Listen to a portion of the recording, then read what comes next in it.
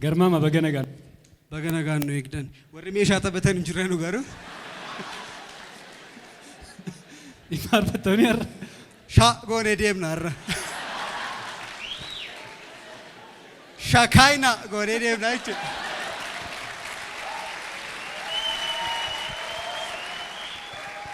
Mee shakaayina jedhime.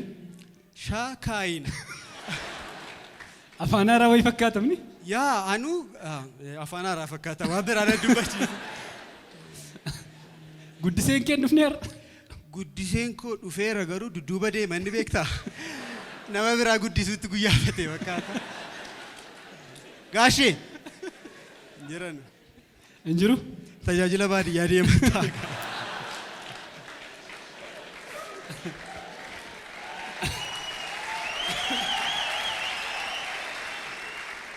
Jechuun yeroo baay'ee wajjin deemtu isaaniin lallabu atiin faarfattaa faarfannaa keessaniin immoo addunyaatti beekamtanii itti eegaa ture meerre isaan.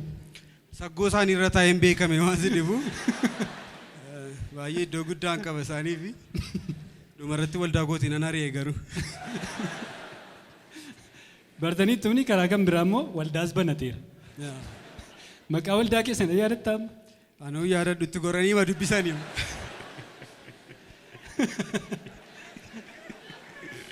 Internationally qaba dhumarratti garuu baankii akkan seene waldaa mala garuu. Mata duree shakaayina jedhu kana gaafa dhageessu ati faarfataa garmaamaadha isaa wajjin maaltu sitti dhagahame? Albamii sattaan hojjechaa jira akkuma beekamu. Tole. Ani immoo isa shakaayinuu jedhee baasuu yaadaa jira.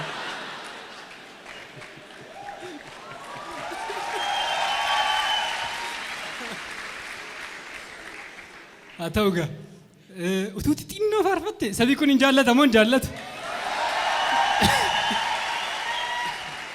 Waggaa baay'eetti dadhabne akkas jaallatamuufi. Xinnoo ishee faarfattaa? Haa ta'u gaa faarfannaa namooti baay'een nama isin bukkee jiruuni majees diina koo jedhaan jedhu garuu. Ati diina koo miteedhaa itti bu'aatti. Tokko seeraan yeroo koronaa kanatu kadhataniitu namni walirraa faffagaatee kadhataayyuu meetira 2 walirraa siqaniitu koronaa kana eeggachuuf jedhaniitu. Egaa saba Waaqayyoo meetiruma 2 walirraa sissiqnee harka wal qabannee kadhanne deema.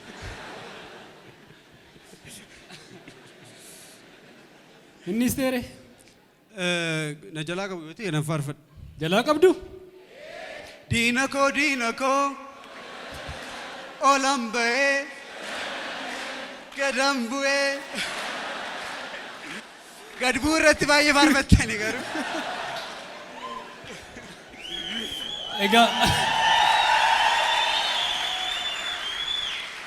Egaa xiqqoo ishee akka bohaartaniif akka qummaaddaniifidha. Amma immoo xiqqoo ishee immoo haasaa jabaa tokko haasofna. Torbee borii kitaaba bareedaa tokko eebbisne.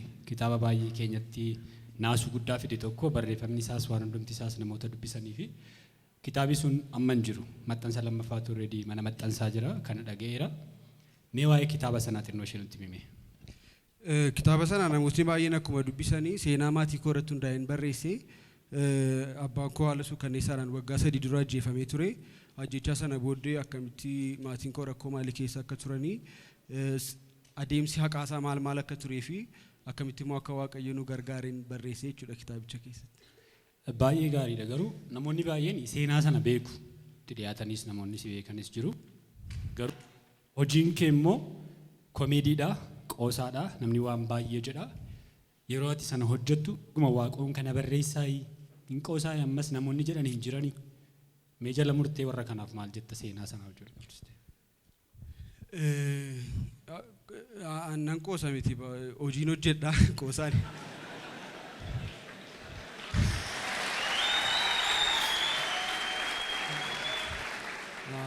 jechuun qoosattii dudduuba waa jirti jechuudha. Dhugaa dubbachuuf namoonni baay'een hin qoosa akkuma warra faarfatutti qoose amma warra barreessutti qoosaa jedhanii an warra sanattis hin qoosne silasi kennaama keessa koo jiruun kara faarfannaa gallatee jechuudha. Yaa namni baay'een waan ani barreessutti fakkaanne garuu egaa Naazireet keessaa waan gaariin hin baare. Naazireet keessaa waan gaariin beera manbaan harka keessa walitti rukutaa fi dhumarratti namni toora intarneetii irratti nu eegaa jiru jira amma already seenaniiru gara isaaniitti dabarra dhumarratti yaadannoo addaa yaada isaa shirrii wajjin qabdu nutti hime. Yaada isaa shirrii wajjin yaadannoo an qabu tajaajila baay'ee wajjin deemne egaa.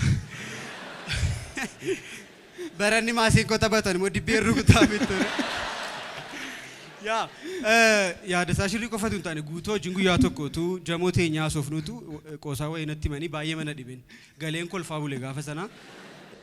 Tajaajila deemneetu jimaata galgala gaafa dhaqanii xibsii hanqaaquu hojjetaniif isa tumanii jechuun baay'ee nyaatanii gaa. Yaadoon gaariidha nyaata kanarrattis guutuu badaa miti dhiyooma bukkee darbe malee. Isa nyaataniitu sanbata duraa ganamas ka'anii naan jarri daakuu baay'ee qabu fakkaata xibsii mandhaaquu hojjetanii.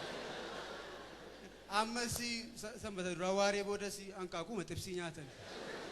Sanbata guddaa ganamas bakka waaqeffannaan hanqaaquu xibsii ta'e. Achi booddeetti isaa keessaa tokko sanbata guddaa galgala dhume sagantaan gaa. Maal haabbe baguma sanbata guddaan dhufe malee silaate akkuma handaaqqoo hammanna turre.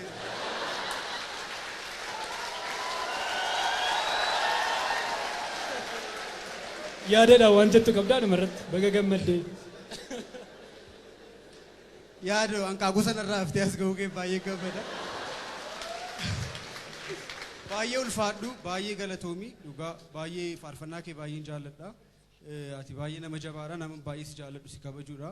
Duraanii ijaarsi arguuf iyyuu baay'ee rakkadhan ture yeroo itti konfiraansii dhuftee tajaajiltu Yesuus immoo fidee dura keenya dhaabe. Waaqayyo si haa eebbisu baay'ee si jaallanna hamileedhaan as himadhaa.